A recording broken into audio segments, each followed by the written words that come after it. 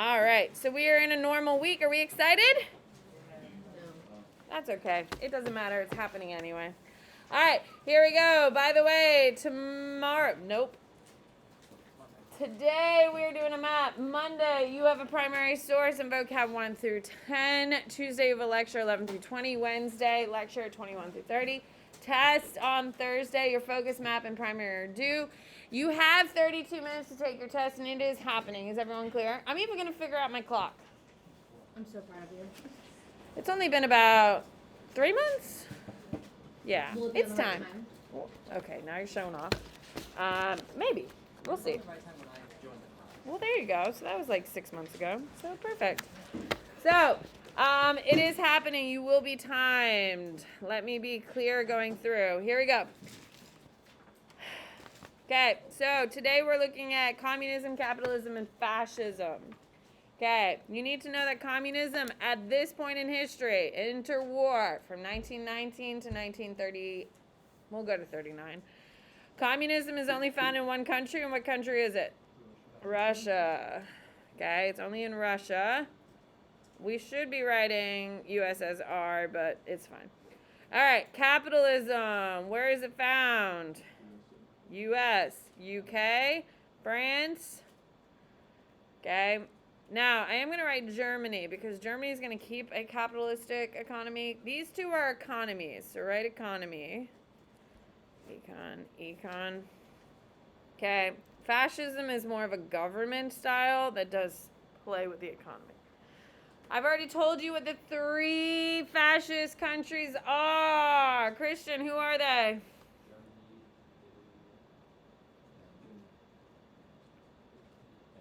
No.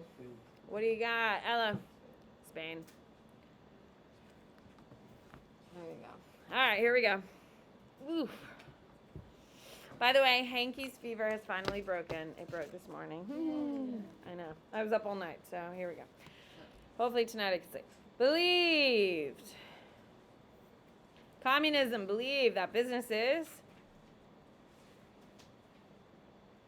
should be owned or managed by the government. Capitalism believes businesses should be owned privately and compete with each other. Fascism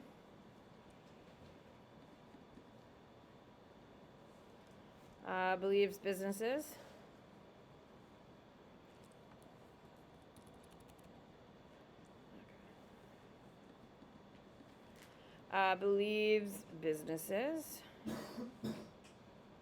should be owned privately, and government should restrict competition.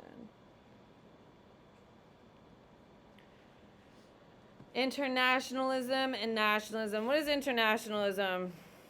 Think of the words, figure out. Nina? It's the foundation of globalization.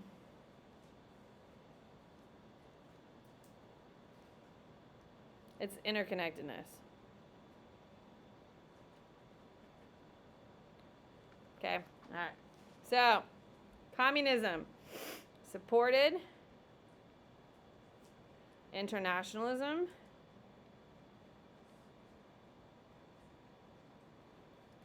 by opposing colonialism and calling for global worker solidarity.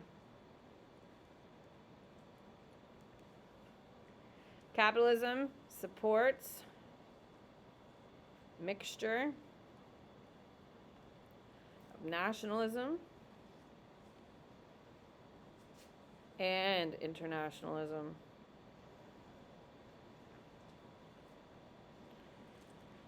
Okay, and fascism supports nationalism.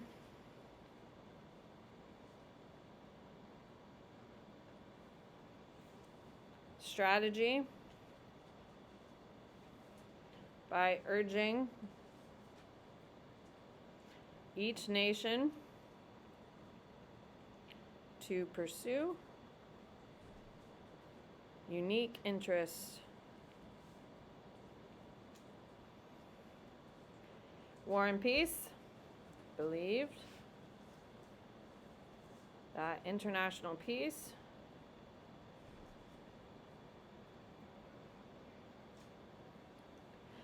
would come from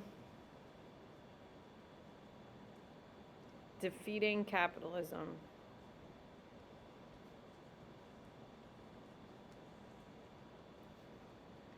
Capitalism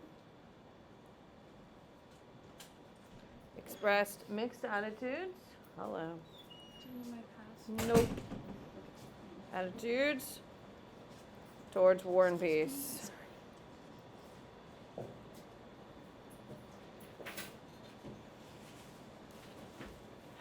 Fascism opposed peace on the belief that it weakens society. You know, just cash. Okay, equality supports both political and economic equality. Capitalism supports political equality, not economic equality. Fascism opposed both political and economic. Thank you. Equality. Oh my God, if I'm going to get sick, I'm going to rage. Religion advocated atheism.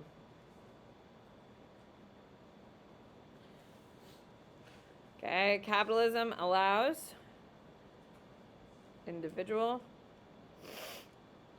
religious liberty.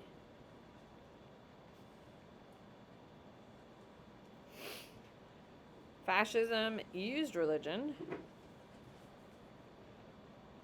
to build nationalism.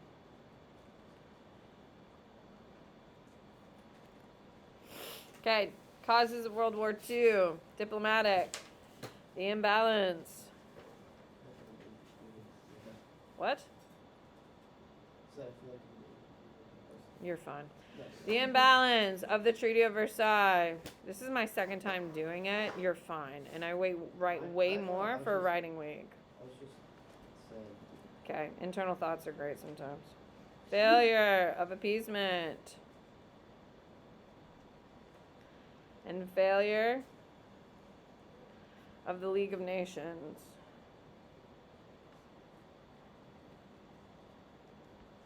Economic.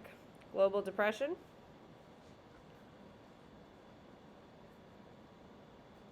The Treaty of Versailles.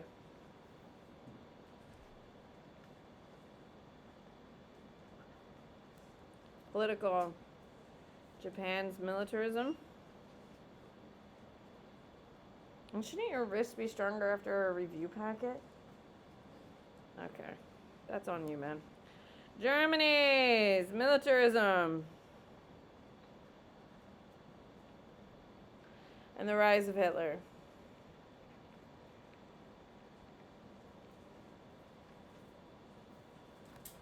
Flip it.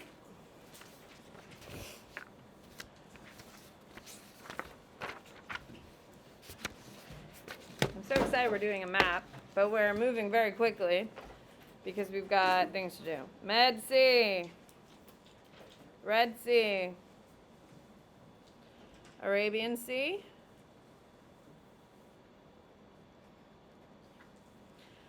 Persian Gulf is over here.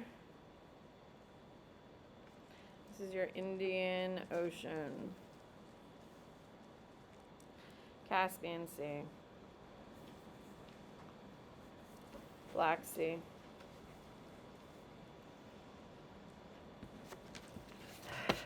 Okay, Saudi Arabia is here. Okay, this is going to be called the mandate system. It happens after World War I.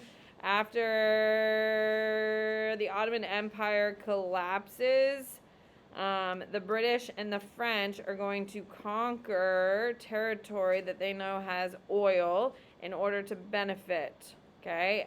After everyone knows you need oil in order to do things. However, it's after World War I, everyone's like, oh my God, our entire economy and entire ability to wage wars in the future is going to be entirely based on oil. So, all of a sudden, oil becomes incredibly... It's Lebanon and Palestine. It's going to become incredibly valuable. After World War I, everyone's like, okay, because keep in mind, in World War I, they have horses. In World War I, they have animals fighting alongside soldiers and doing a lot. However, they also have machines. And going forward in World War II, there's no what? There's no horses. Everything is going to become mechanized. And everything mechanized needs what? Oil. So the whole world is going to change after World War I. So after World War I, Ottoman Empire collapses. Once the Ottoman Empire collapses, England and France, who are the victors of World War I, are going to claim the parts that will benefit them the most. This is Kuwait, by the way. They are going to claim the places that have the most value.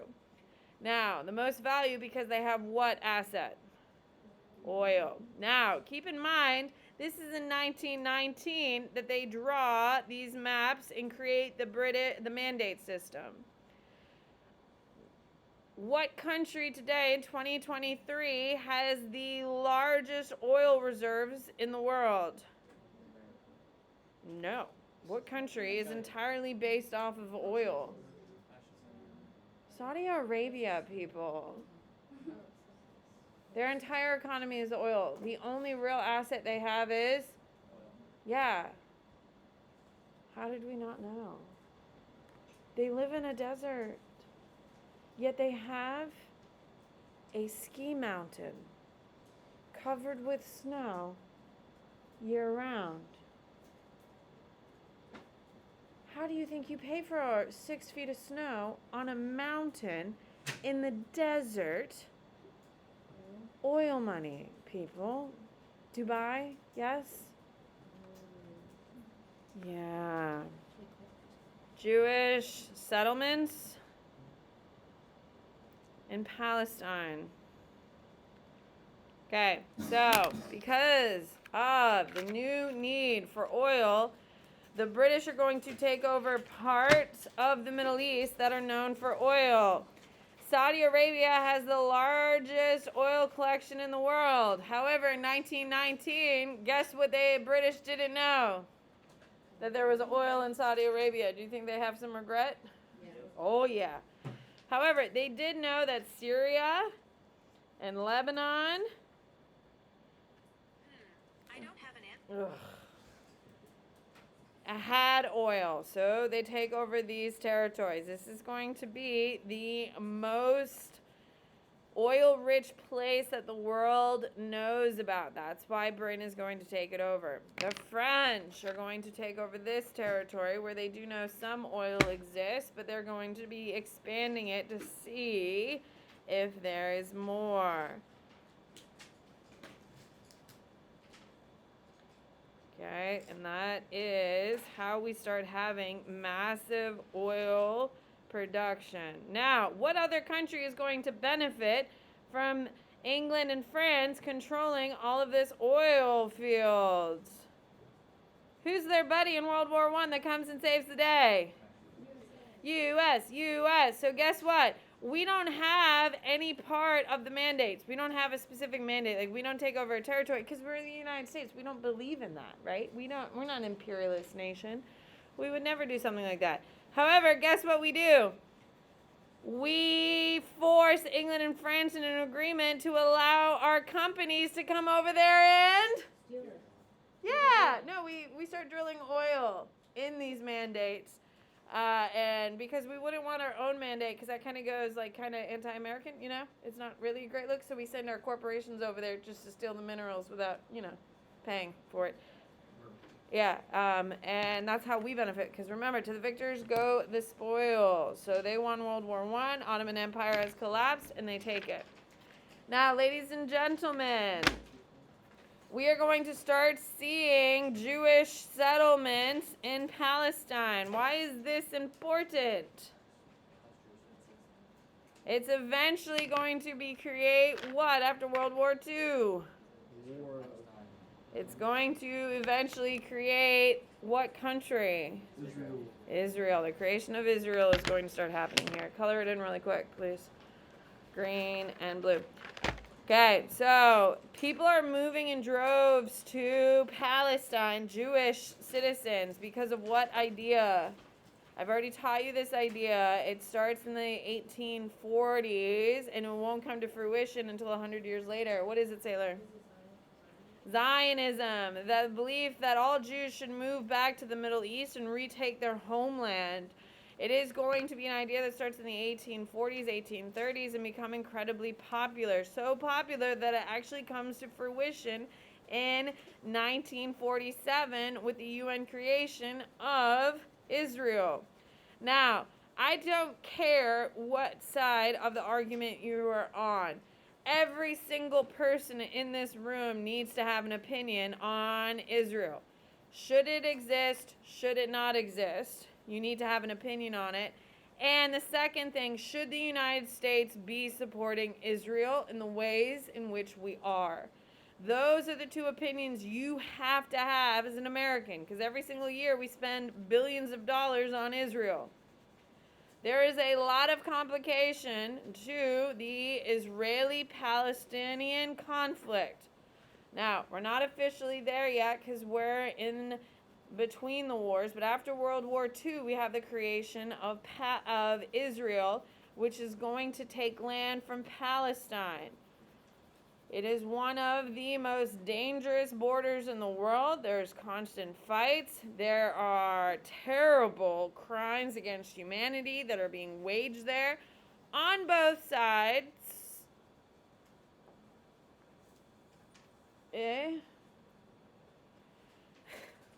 I'm struggling. So, you need to have an opinion. We're going to talk about it, obviously, when we get there. But you should talk to your parents and ask them what they think. Should Israel exist? Should it not exist? What are their thoughts on the Israeli-Palestinian conflict? Because it has flared up. There are pros and cons to every argument. Can we agree?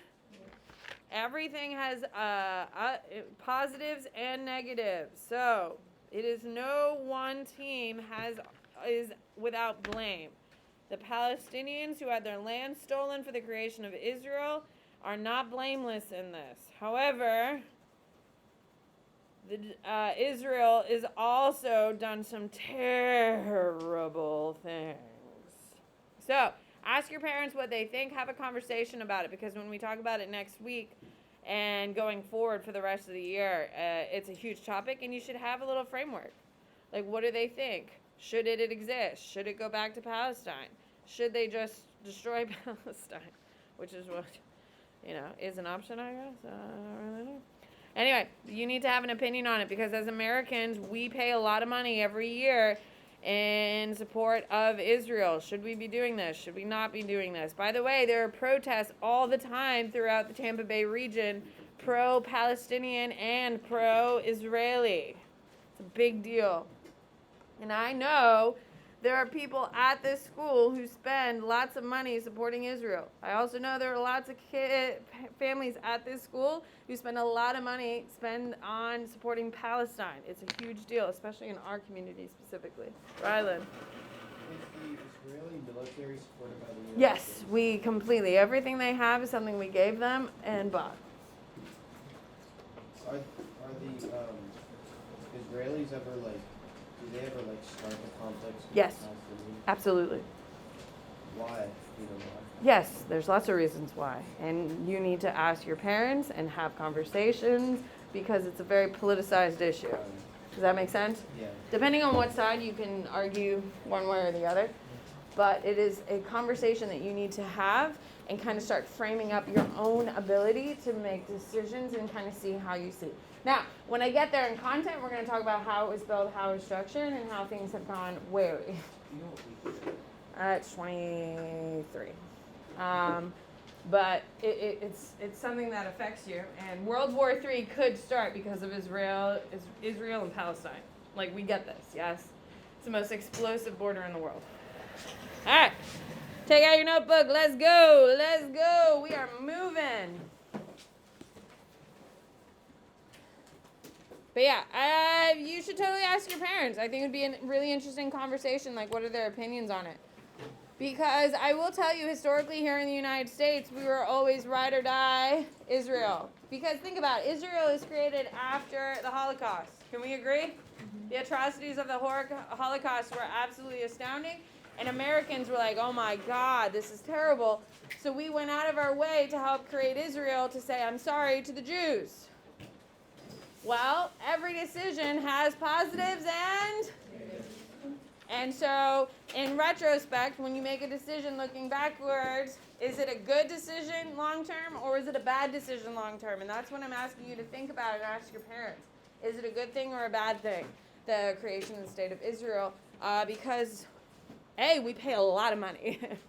B, and there are some true atrocities that are being committed every day over there on both sides. Both sides. All right, here we go. Great Depression on the top, right? Week 21.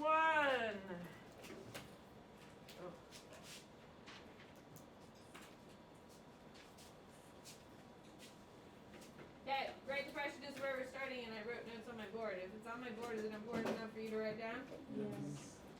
You do not need to write in a flow chart. I didn't like how it came out, but I'm not redoing it. So here we are. I would just do it bullet points and a line. And it is what it is. Here we go. Okay. So the Great Depression. You need to know that Germany owes U.S., France, and England reparations. What are reparations, Stages? Yeah. So, for instance, if I see Lucy out and I crash my car into Lucy's car, and I'm like, yeah, Lucy, and I hit her, I would never do that to you because I love my car too much. You see what I did there? See what I did there? I'm just being Lucy, I would never hurt you. This has gone really off. Okay, if I crash into Lucy, okay, with my car, I can pay for the damage and then pay reparations.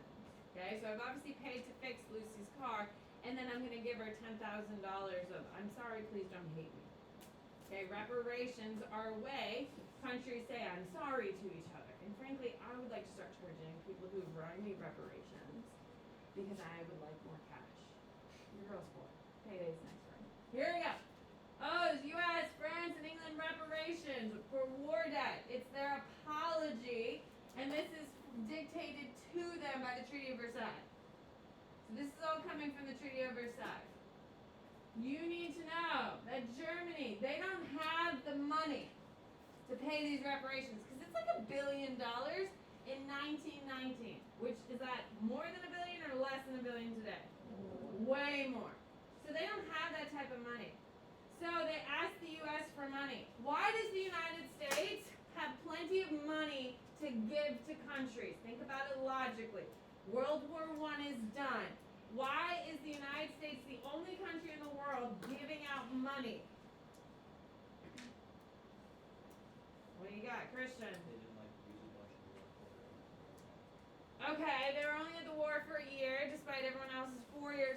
Fine, but that's not the real answer. What do you got, Wade? They're not spending it on imperializing. No. We're imperializing. What do you think we're doing in Latin America? Our factories never stopped producing things because we were never. No, Rylan. There was never any fighting on our soil. Yeah, so all of our infrastructure is perfectly fine. We were never bombed. We don't have trenches going through the backyards of people's houses. Everything is perfectly fine in the United States. Yes. 1 million of our boys died in war, of course, not 1 million. I think we had 500,000 died in World War I. Lots of boys died overseas, but in fact our infrastructure is perfectly fine. How's Europe's infrastructure? It's horrific because they have trenches, thousands and thousands of miles of trenches. It's been completely destroyed, houses destroyed, roads destroyed, bridges have been blown up. Everything, it's like a wasteland in Europe. Okay? So, we are the only country giving money because our economy is perfectly fine. So, they don't have the money and they ask the US for money. They began lending 15-year loans. Okay? That's important. Germany receives the loans from the United States. Okay? So we say, yes, Germany, we would love to give it to you because when you take out a loan, you have to pay interest fee. Yes. When you go to the bank, you do know banks make money, right? Yeah. They're in the business of money and keeping it safe, but the reason why they keep money safe is so they can pay them interest. The more money you have in the bank, the more interest you pay, the more money they make. Okay? So by giving out loans, we make money off the interest. Okay? So Germany receives loans from the US with payment fees, aka interest. This makes the United States money. So just by Germany taking money from us, we're making money. And gives the money to England, France, and who? Oh my God. So right now we're getting paid twice. How are we getting paid twice, Cyrus? They're taking money from us and then we're getting the fee back after that. Yes, we get interest rates and they're paying us. Interest rates and reparations. Now, why is it funny that we're getting reparations? Why is that funny? Micah, why is it funny? Because none of the war happened. Yeah, none of it. Nothing was destroyed in our country. Lucy. How do they get loans if they're different currencies? Because our currency is the only solid one at this time, and it stabilizes the world economy. And today, in 2023, what is the common courtesy of the world's business? US dollar. We have a foundation, and it starts in 1919. Okay, so they give money to England, France, and US because we win the war, and that's why they have to pay reparations to us. Okay, so the money is moving freely amongst Germany, France, and England because Germany gets the money and they have to pay England, France, and the United States. So money is moving very freely. England and France and Germany have been completely destroyed by the war, yes? Okay, England less, but definitely has been destroyed in lots of ways. Now, do you think they have factories ready to go? Do you think they can buy their own wood at this point? Do you think they can buy all the materials they need? So who is open and available for them to buy their things from? Yes. So Germany is taking out loans, we're making interest. We're also getting paid reparations, and everyone who's got their little reparation check, where are they running to? The United States to do what? To spend money. It's like Jeff Bezos in 2020. Everyone is trapped in their home. Everyone is getting checks from the government. And where do those checks from the government go? Amazon. Jeff Bezos is like absolutely wealthier because of the pandemic. Okay? Same type of thing. Okay? So Germany have to buy products from the US because our economy is the only one intact. No one has factories going, so all these reparations are moving between these countries, and they're all coming to, what do we call this time in American history? The Roaring 20s, because we are making bank. Yes. We are making crazy amounts of money. Life is good until it's not. Okay, so the 15-year mark is coming up. Okay? The US stops loaning Paris, what do you need there? We're talking about like whether or not they ban alcohol. They do. They Prohibition. banned it in the 20s. Okay, so the U.S. stops loaning money and asks for payment. Okay, they are realizing Germany's economy is becoming unstable, and they're like, okay, we can't keep giving them money, or we're not going to get any money back. So they start calling on their loans. Well, guess what? Can Germany pay them? No. Okay, so Germany, as soon as we stop giving their, try that again. As soon as we stop giving Germany money, Germany's economy plummets into a depression. The problem is England and France haven't actually fixed their economies. They've been completely dependent on these reparation checks. Well, once the reparation checks from Germany stop coming in, what happens? Is this correct time or wrong time? Okay, see ya. Sure. See ya.